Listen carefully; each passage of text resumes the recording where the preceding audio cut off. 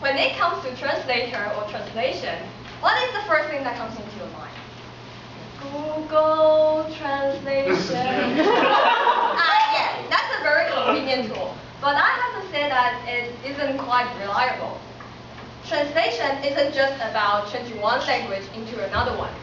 Translation is actually the interaction and communication between different languages.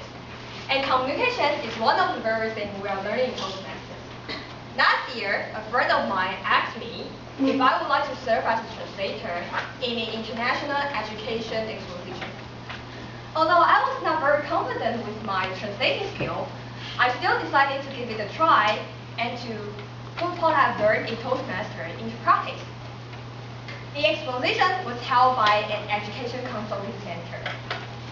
As translators, our job was to interpret for those school delegates from other countries and the visitors to the fair. We were required to take a written translation exam and also an interview before we were hired. To be honest, I did a very poor job on my written translation exam, so I tried to compensate it during the interview. When the interviewer asked me to give her some reasons that they should hire me, I told her, well, I'm now an NTU student who studied in foreign languages and literature, and I'm also the president of Toastmaster class in your school. So there will be definitely no problem with my English speaking skills or quality. How could they reject a person with such a great background, right? But I was rejected. Fortunately, some people gave up their opportunities, so I still got a job. Or there would be nothing to say, the story will end up here. During the first day of the exposition, I got up very early to dress myself up and put on those high heels, which I seldom wear. And I was assigned to the University of Oregon. The delegates were a couple. Their name was Corey and Jennifer. Both of them were very nice to me. Before the fair started, all the translators were asked to go into a room to listen to the announcement of the directors. He was a man who looked very serious, with golden glasses and tidy suits, just like a very typical businessman. He walked into the room, looked around, and started to talk to them. Good morning, ladies and gentlemen. My name is Brian Hawker, and if that is too hard for you to remember, just remember this. I am the boss. Now, there's one thing I would like you to remember. You are paid by me, so you are responsible to me, not to your school delegate. If there's any problem, you pay your responsibility to me, not to your school delegate.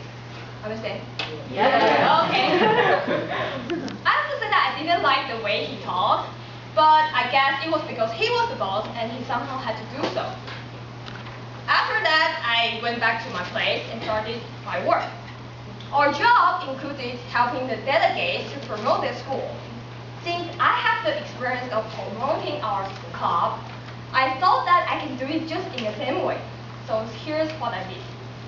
Hello, University of Oregon, welcome to take a look.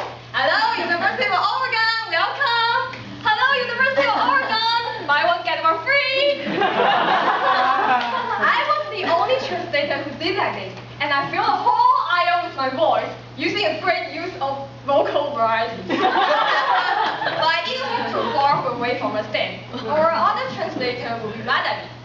Or I don't know, maybe they are already mad at me. After a while, one of the delegates, Corey, spoke to me. Joyce, I think you are doing a very good job. Oh, thank you very much. I knew that. There is just a little problem.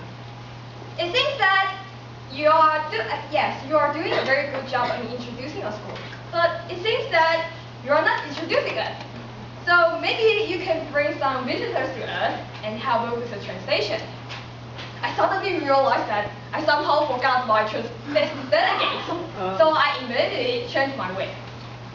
Hello, do you have any questions to ask our delegates? I can help you with the translation. Working as a a translator wasn't as hard as I thought before.